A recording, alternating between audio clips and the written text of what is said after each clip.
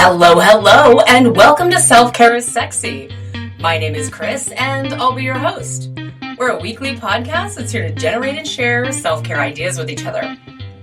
Last week, we looked at when self-care becomes the excuse that people use in order to get out of things they don't like or they don't want to do, or obligations they're too burned out to follow through with. Now, that might not be you. You might not experience that. You might never use self-care as an excuse. But it's important to know what it is, recognize it, and be on the lookout so that you can see and empathize with people that are having a really hard time taking care of themselves. If you missed that episode or any of our previous shows, you can always find me on iTunes, SoundCloud, Spotify, Spreaker, Stitcher, iHeartRadio, Podbean, PodNation, and anywhere you get your podcasts from.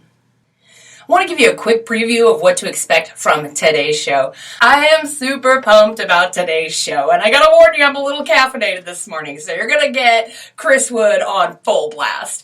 Today we are talking about self-love. It is the top of the mountain of self-care practice, and we're gonna give you some serious tips and tricks on how to cultivate that self-love and end that damaging negative self-talk and the negative self-thoughts that we have. But first, a few quick commercials. All right. I am super excited for today's topic. We're talking all about self-love, my absolute favorite. It is the top of the mountain of the self-care journey. And I want to help you figure out how you can get there by sharing some of the tips from our listeners.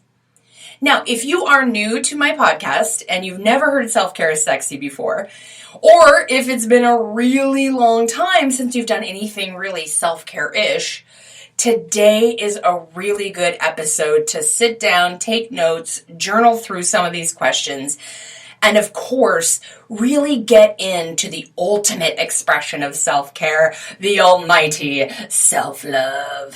So, all right, let's start out with what exactly is self-love. Everybody uses that phrase. I know I say it 1,000 times an episode.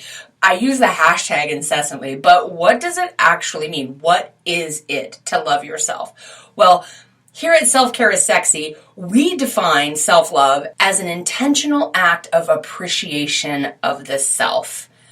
Simple, easy, not complicated. Self-love is about when you really care about your own well-being and you're able to express these acts of self-compassion generously and on purpose to yourself. Now, and that's the most important thing I want to point out in this definition is that you have to do this generously. All right, self-love is not a once-in-a-while thing. You've got to really sprinkle yourself every single day, every chance you get. Because self-love is really when self-care becomes your default priority. That becomes who you naturally are, how you just are, and what you think about it. It's your default mode. Now, I want us to think about that. Is self-care your default priority? When you get up in the morning, are your first thoughts about how you're going to take care of yourself today, what you can do to love yourself more, or how you can give yourself attention? And I bet a lot of you are shaking your heads. No, Chris, my life is chaotic. The first thing I do when I get out of bed is check my phone, look to see if I got any messages, and check on the shit show that is the news, and what am I going to do for the kids, and all these projects at work, and yada, yada, yada. So a lot of us don't really have that default mindset of how can I love on myself today? How can I care for myself, give myself affection today? What's the day like for me? What am I going to do for me today? But if you're not there and self-love is an elusive, abstract concept for you, you've got to start with, number one, these micro acts of self-care. We talked about this last episode, and I mentioned this a lot, micro acts of self-care. And that's like when you're cheerleading yourself on. I want to talk about that for just a sec. How often are you actually cheerleading your own efforts?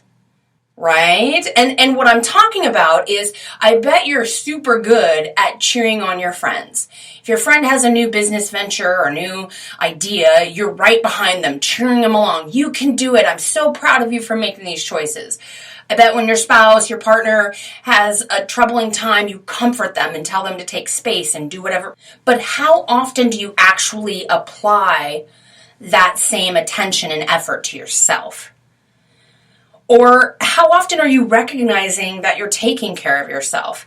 Because maybe you do engage in self-care and it's a little spotty, maybe here and there, but how often do you say, you know what, I actually took the time to really care for myself? And remember, and you can remember the last time you did it. Because if you can't remember the last time you took a moment for yourself, whether it's a walk in nature, or you sat down and did your nails, or you turned off all the electronics and really just focused on you and what you wanted to do, or read a good book, or, whatever it is, whatever self-care, whatever feels good to you, when's the last time you took time to do that? And of course, another example of a micro act of self-care is that thanking yourself. And I really want to talk about this right now. Now, it's super simple, okay? It's very easy. I'm not paving any new way here, You have shitty thoughts about yourself. You do everything for everyone else, collapsing, exhausted into your bed every single night and wondering why you don't feel better. Well, maybe it could be that you've treated yourself like garbage all day. Or that you hold the belief that you don't deserve to feel better or feel good at all. And I really want you to start practicing thanking yourself. And I mean for every little thing. If you get up out of the bed in the morning and you get a message and it's a friend who's having a hard time, and you message them back some sort of words of encouragement, I want you to immediately thank yourself as if you were another friend watching this happen. Thank you so much for reaching out to so-and-so and helping them. That was amazing. And do this throughout your day, every little thing you do that you would normally praise other people for doing. Do it for yourself. When you make a healthy food choice, I want you to thank yourself over and over. Thank you. Thank you for making that good choice for me. Thank you for being mindful for me. And when you say no to an obligation you're not going to follow through on, thank yourself that you had the cojones to stand up and say, I'm not available. Here's my boundary. And that's what I talk about when I say these micro acts of self-care. They are going to lead you to self-love. You're going to cultivate a better relationship with yourself if you're constantly reminding yourself of the good that you're doing. And that's what I'm talking about today. And how else do we cultivate real self-love? You think about yourself first. Now, I don't want you to develop a habit of only thinking about yourself. That's not what we're talking about. What I want you to do is to learn how to think about yourself first. Like we said in the beginning, the example of you get out of bed and your first thoughts are, what can I do for myself today? Maybe you had a shitty night. Maybe there was an angry dispute, there was drama, there was trauma. Maybe you were exposed to the debates. Something really came at you hard and there's a heaviness and you wake up with that. If your first thoughts aren't, how can I repair what I've just been through? How can I love myself a little bit more today? If you're not even in the place where you're recognizing that's happening to you, that's where I want you to full stop and really put some energy and effort into this episode. Don't just listen to my beautiful voice. Also do some action. Also take any action. Any small one of these micro actions will eventually lead you to self-care, which will then lead you to self-love. And my friends, I don't have to spew out to you the benefits of loving yourself, but I can tell you this, it's absolute freedom. It is absolute freedom when you love yourself, because the bullshit and noise around you will not penetrate the bubble of self-love. Someone could say something really nasty, and believe me, I'm a public figure in a way, and I get a lot of feedback that's not so positive. I probably get told once a month that my cussing is really inappropriate and unprofessional. And here's what I say. I don't fucking care. If you don't like cussing, this podcast is not for you. If you don't like me, this podcast is not for you. But if you're really committed to learning how to love yourself better and you want that positive encouragement, this is the show for you. I want you also to think about another way that we can really cultivate this self-love, this elusive idea of self-love, is to cultivate patience with yourself. Now, this corona pandemic has given us exactly what we all needed. It forced our culture to slow down. And some of us came up against that with a lot of resistance, and some of us really thrived in the face of being told to slow down and forced to slow down and to cancel things, okay? But I want you to really think about every time and really focus on when you find yourself getting super frustrated with yourself for not doing things fast enough, not good enough. You're not getting it done quicker. You didn't learn a language. You didn't drop 20 pounds during the pandemic. Nothing exciting happened for you and you don't have anything fun to share on Facebook. All right, I want you to really focus on those times and really start to cultivate patience for yourself. And how you do that is, again, you treat yourself like another friend would treat you. You treat yourself like a good friend.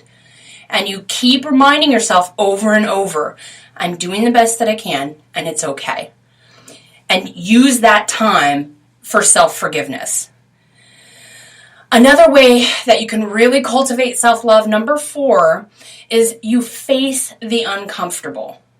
All right? And this is hard, especially for my people out there that identify as people pleasers, or if you have codependency tendencies, or you're really in that place where confrontation is hard for you. You don't like to ruffle feathers. You like to fly below the radar and just sort of, kind of observe the world.